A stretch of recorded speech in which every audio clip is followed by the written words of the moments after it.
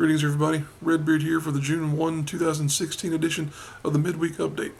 Last week, Cody Rhodes released something of a wish list of items he'd like to accomplish in his professional wrestling career now that he's no longer with WWE.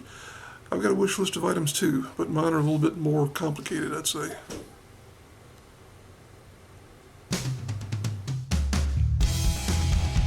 Number 5 story of the week is that the Kentucky governor has saved professional wrestling, at least as it applies to his own state.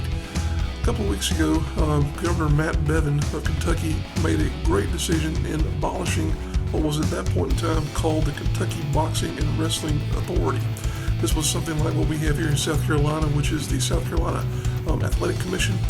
If you don't know, there's a lot of red tape that goes into being a professional wrestler in this state, and the same was true evidently in Kentucky. However, the governor there decided, okay, well, this is getting in the way of business. This is getting in the way of opportunities for us to host things like big WrestleMania type events, pay-per-views, other big shows that could be potentially a large attraction for the state of Kentucky.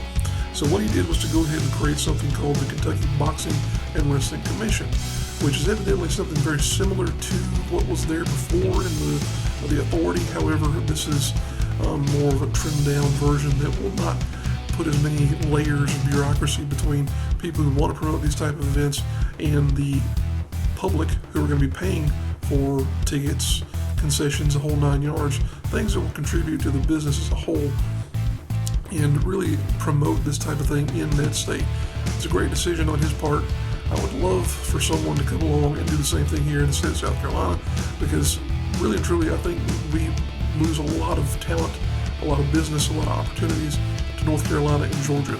That's one of the reasons why I'm always traveling to go to these different shows, is that South Carolina just doesn't attract them because of the fact that you have to have licenses for seemingly everything in the world, permits for events, and it's just a lot of, I'll go ahead and say it, crap that you have to deal with as a promoter, even as a wrestler or a referee, or even a ring announcer for that matter, to be a part of the professional wrestling business in the state of South Carolina. So good on the governor of Kentucky there. Congratulations on making a big first step in getting back on solid ground there with the professional wrestling business.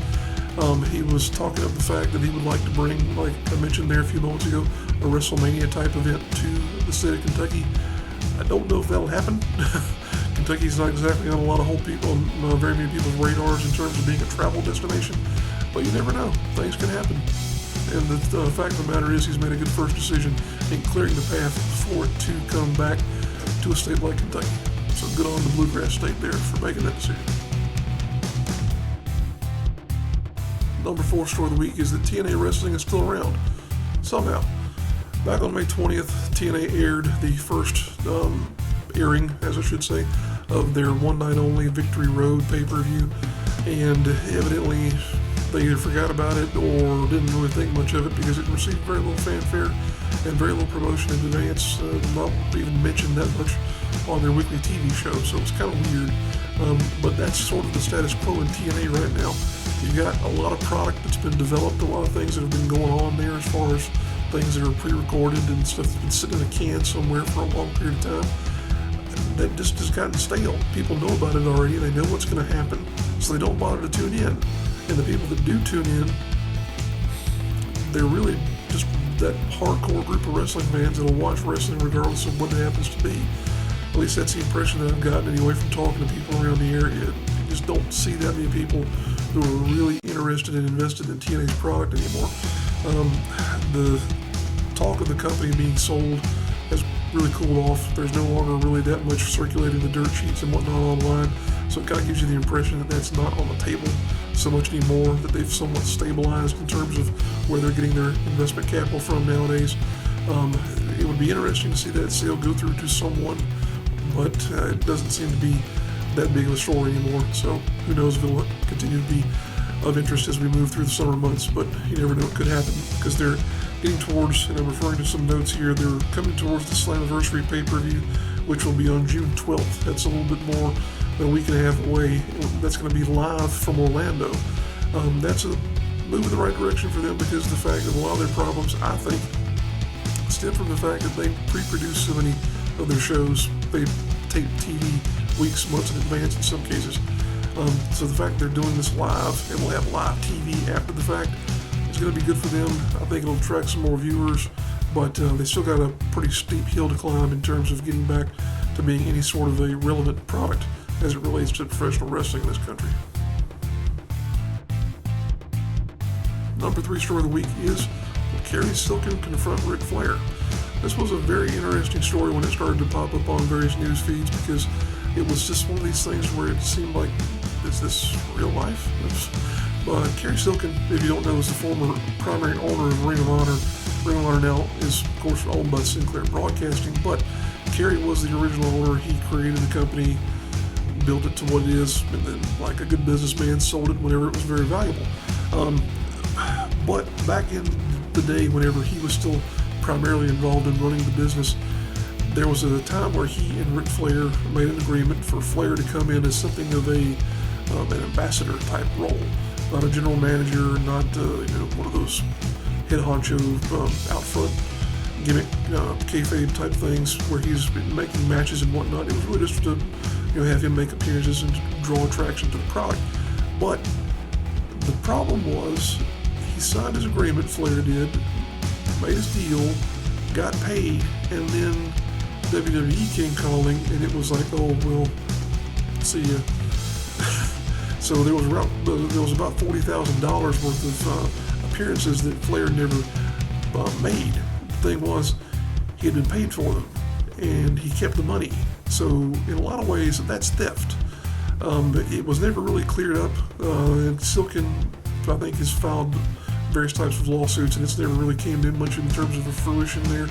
But he was making some statements online about the fact that he was going to make an appearance at an event where Flair, Steamboat, and some other legends were going to be doing a Q&A type session. Silken implied that he was going to show up and confront Flair. Whether or not he was ever really truthful in doing that, we won't know. He's kind of backed off from those claims, saying he might not be that interested in doing it. He may not be interested in doing it at all. But the fact of the matter was, he made a big deal out of the fact that he was coming after Flair, at least going to make him look bad in public. That's not a hard thing to do, though, to be honest with you at this point in time. But definitely looks as though Kerry is still looking for his money. At $40,000, you bet you know what I'd be looking for as well. Number 2 story of the week is, will June 8th be the end for NXT? Please no. Please don't change NXT. We like it the way it is.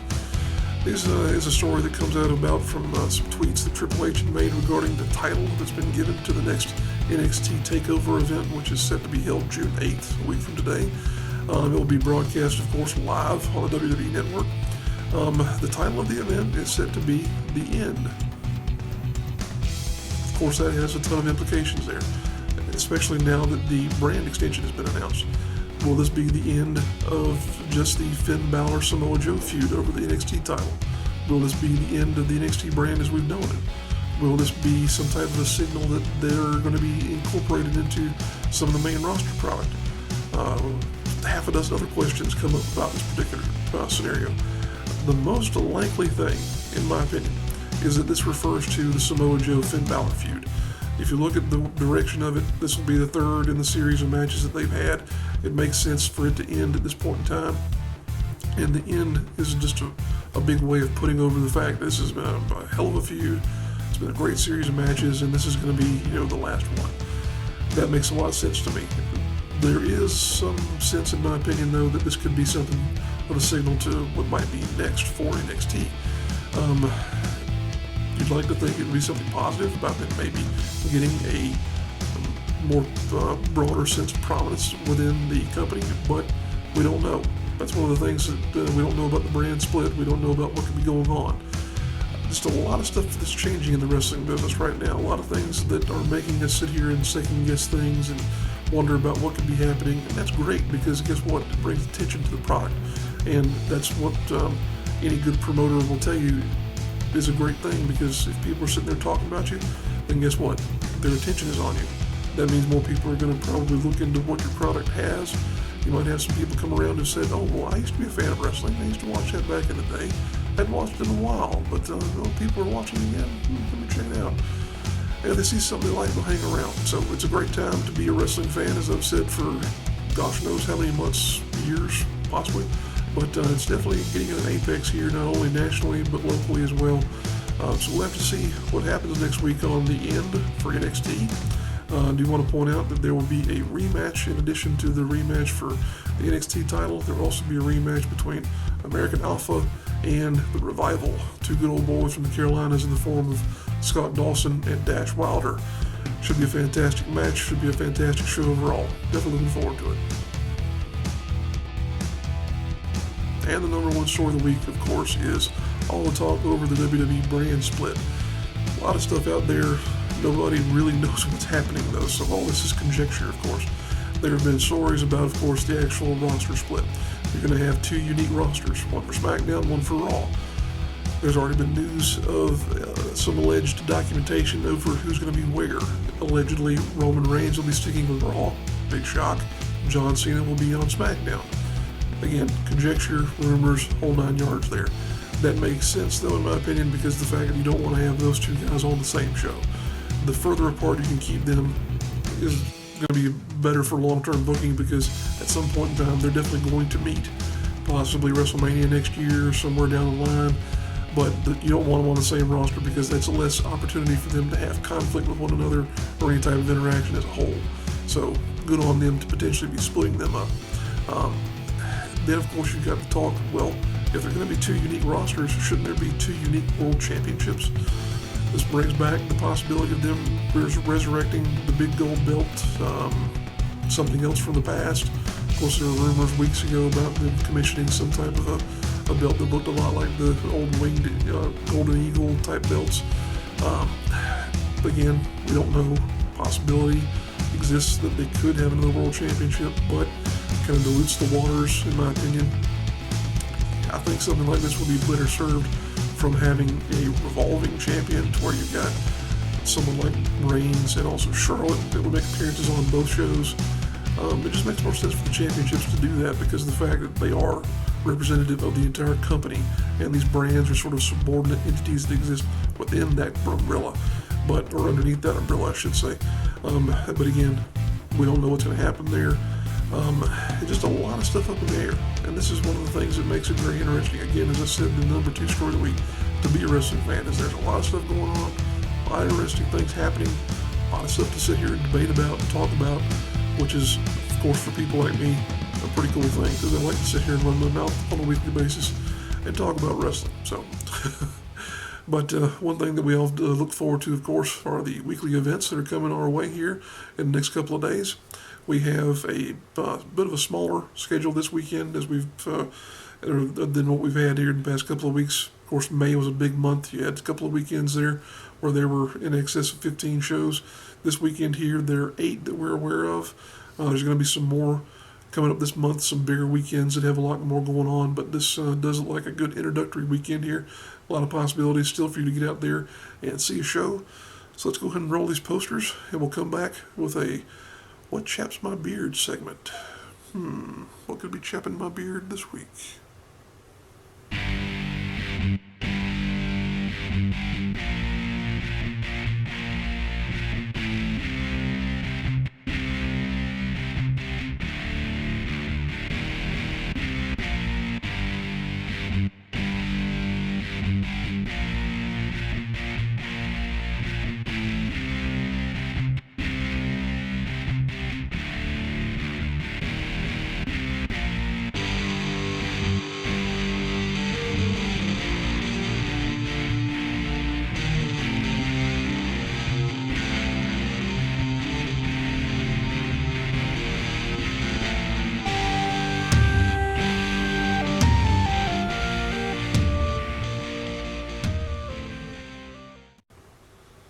There you have it, our rundown of the events that are coming your way this weekend. If you're a wrestler, a promoter, or in some way involved with a wrestling promotion and you didn't see your poster in that part of the show, it's because we didn't know about it. We do our best to peruse social media to keep ourselves abreast of what's happening in this part of the world. However, we do miss things. That said, if you would go ahead and send us a line with your information, poster, whatever you got, we'd be glad to put your information out here on the weekly program. Also get you featured on the Rasslin with Redbeard Facebook page. We have a couple of albums on there where we keep a running collection of the posters for events that are happening in this part of the world, where we do our best to try and promote what's happening to the people who are most interested in it, that being the wrestling fans, who will be more than happy to come buy a ticket for your show. That said, we do appreciate you guys tuning in. Before we get out of here, we want to chime in, as we said here a few moments ago, with a opportunity to talk about what's chapping my beard this week. Feeling pretty chapped, yeah. Need to trim it, but it's feeling pretty chapped, yeah. Feeling pretty chapped, yeah, feeling pretty chapped. You know, a long time ago, I wrote a couple of blog series where I talked about bad wrestling posters, and there were a lot of them at that point in time. It seemed like every other one that I encountered on Facebook was just a very poor quality, just rat back quality in some cases. The worst ones, and I'm again saying from the fact that I've seen a lot of bad ones, were the ones that never featured an image of a professional wrestler. They had maybe all the details about the event, which that's a big thing there. Some of the great posters that I've seen would miss the date of the event, or the location, God forbid. But some of them wouldn't put pictures of the talent on there. Okay, let's think about that. What kind of confidence level does that tell you a promotion has in its talent if they're going to have a poster that doesn't have any talent on it? Yeah, what are you going to see when you get to that show? Oh, well, we've got some guy named Strongman Malloy. Okay, what does Strongman Malloy look like? Oh, well, he's a great wrestler. Are you sure about that? When you get to the show, it winds up that Strongman Malloy is some 5'4" dude who might be 165 on a good day. What's that? You know, wrestling is what it is. It's all smoke and mirrors. It's all work, as they say. But the fact of the matter is, we exist in a point in time where everyone has access to a very high-quality camera. It's either on a cell phone, on an actual camera that you own, something along those lines. There's no reason, if you're a serious competitor, serious talent, that you don't have good, high-quality pictures of yourself. And for that matter, there's no reason as a wrestling promotion that you shouldn't be able to turn around a poster that's got at least some idea of what's going to be happening at your show on that poster. There are some great ones out there. PWX, for example, turns out great posters every month. WrestleForce, great posters. Battles on Wrestling got some great posters coming out about their shows that are coming up later this summer. And then there are the ones that are just plain dog meat. Terrible stuff. The point of this is, if you're not going to treat it seriously, if you don't have enough confidence in your roster to go ahead and say, okay, these are the guys that you're going to see when you come to our show, guess what? I'm never going to bother with it. And why anyone else would, for that matter, I have no idea. Because that is one of the bigger selling points that you can put out there to get people at your show. You either have something that is going to advertise well, that is going to make people desire to come see your show, or you've got something that's going to say, oh, well, I heard about some wrestling over at the American Legion, but they had some dump on there that didn't make any sense to me, so I'm going to stay home. And that's what I'm talking about more than anything.